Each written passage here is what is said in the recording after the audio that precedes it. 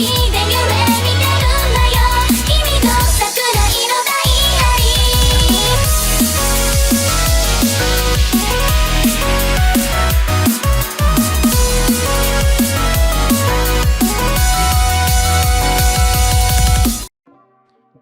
is going on, YouTube? This is Platinum Point, and I'm here to bring you guys yet again another Weiss Schwarz deck profile. This time it's going to be on my Sword Art Online Alicization Volume 2. So besides quintuplets, I've been kind of testing around Alicization because the second set really did give this deck so many ways to build and so many ways to kind of fit many different aspects of Alicization and Sword Art Online that I wanted to see which avenues I can explore with this deck.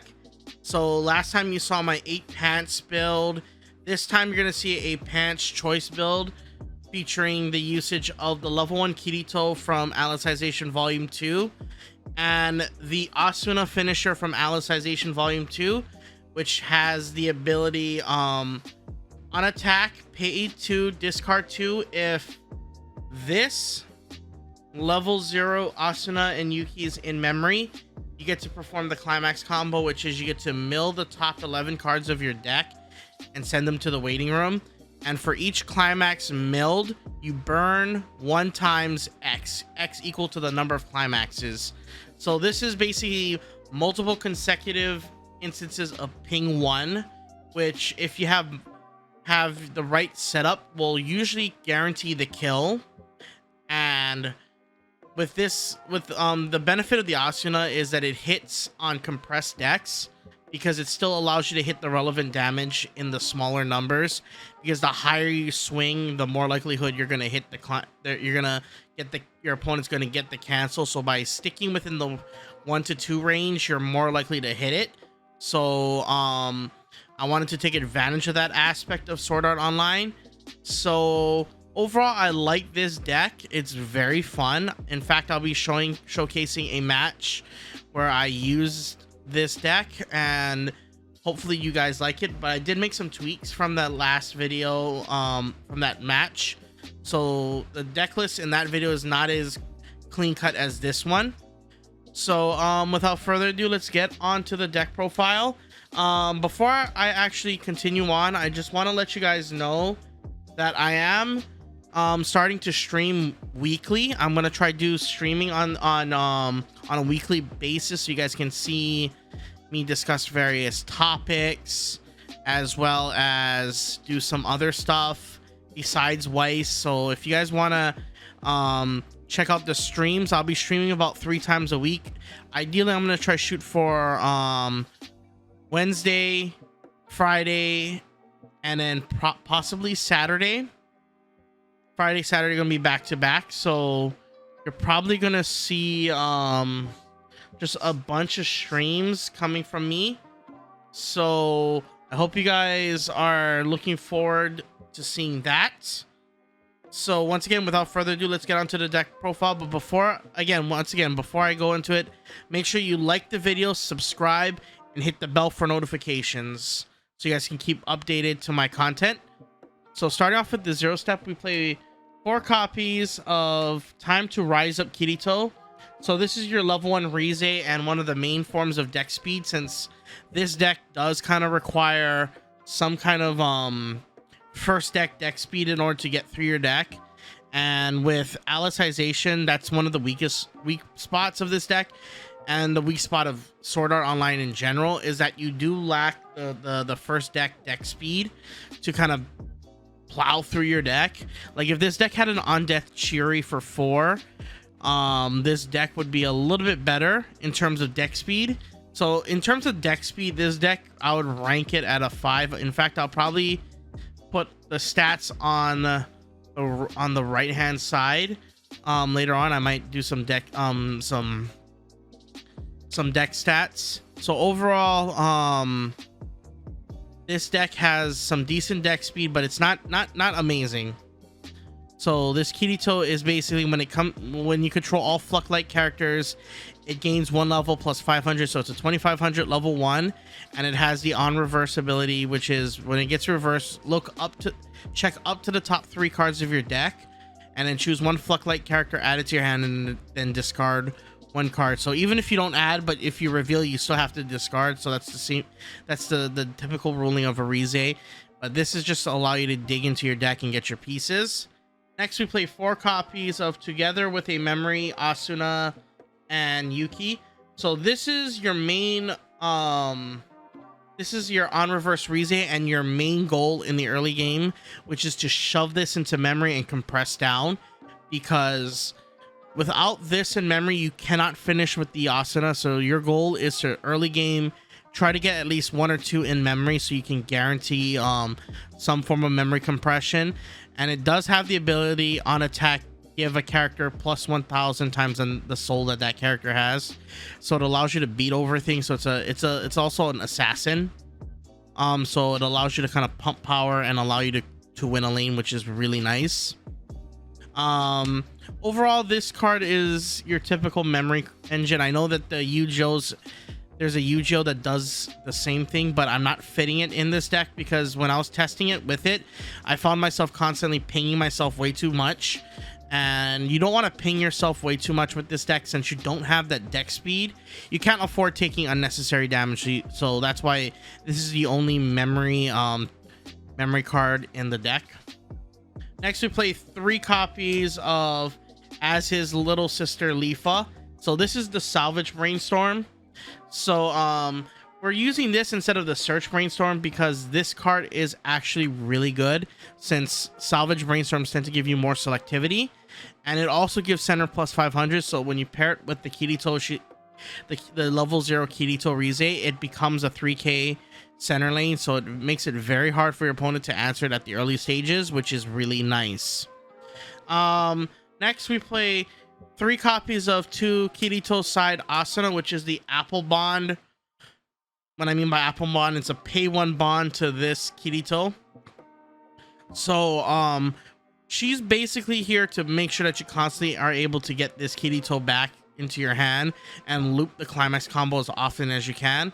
And the benefit of this card is also that it gives Kirito the ability, all of your Night Sky clad hero Kirito, the ability on attack, you can either check the top card of your deck and either leave it at the top or mill it to the waiting room, and this card gets plus 1000 until the end of the turn. So this becomes a easy, if you stack multiples of this is easily a 8-5 lane that you can crack into, and it's just that good. This Kirito, it just makes this Kirito that beefy on the front swing. On the back swing, it doesn't do much, and sometimes I even forget that. So you have to kind of pay attention with this card. The main thing you're using this for is the bond and the mill, which is really needed because this deck does require you to control your deck state really well. So like if deck control is one of your specialties, this deck will actually reward you for having good deck control. Next, we play 2 copies of No Discriminations Lifa. So this is, when it comes into play, you get to minus 500 to all the characters in your opponent's center stage, and then it's a pay 1, send this to the waiting room, and then top 4 check. You get to check up to the top 4 and add a Fluck-like character. So this is a little bit more deck speed, and it allows you to kind of get through your deck quickly. So you see the kind of the goal is to just try to power through your deck as quickly as possible in order to get to second deck refresh. And then after that, you just want to modulate your deck and compress as much as you can. And then lastly, for the level 0s, we play 1 copy of Lively Smile Ronnie. So this is your drop search of the deck, and it also does have the the alarm ability, which is if you have 3 or more Fluck-like characters, you can draw 1, discard 1 at the beginning of your climax phase. So this is additional kind of filtering at the 0 step if you want to clock it to do that. So continuing on now with the one step, we play 4 copies of the Night Sky Clad Hero Kirito, which pairs with the Night Sky enveloping the world. So when this climax is in play, this Kirito gains the ability if the total levels of the characters in your level slot are 2 or higher, it gains the ability on attack salvage a Flucklight character. So your goal is to level up basically a level 3 into the level slot, and then basically be able to proc off the climax combo with ease.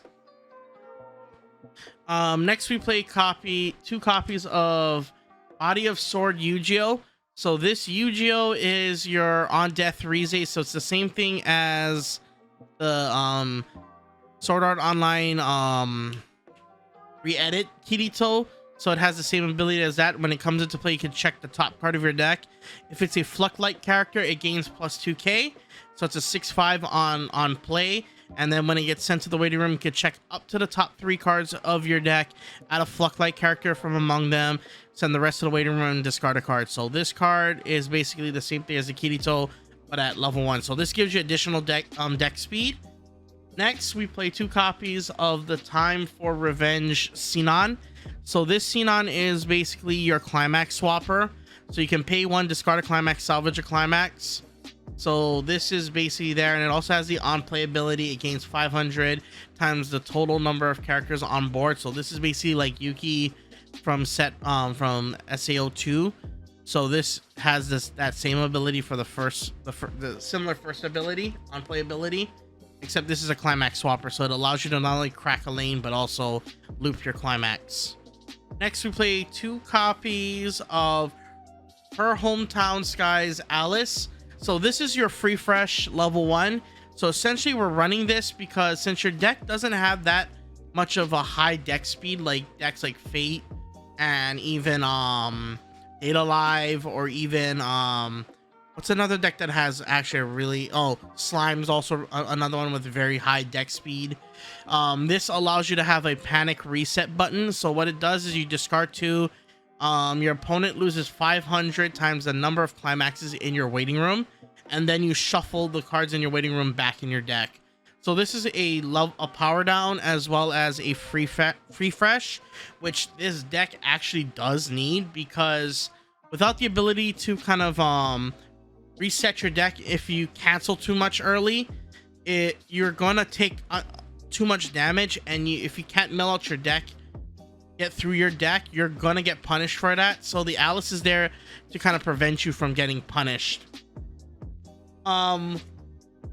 Now for the level 2, we only play 2 level 2 cards, which is 2 copies of Opposition by the Shield, which is your money counter or your anti-damage counter.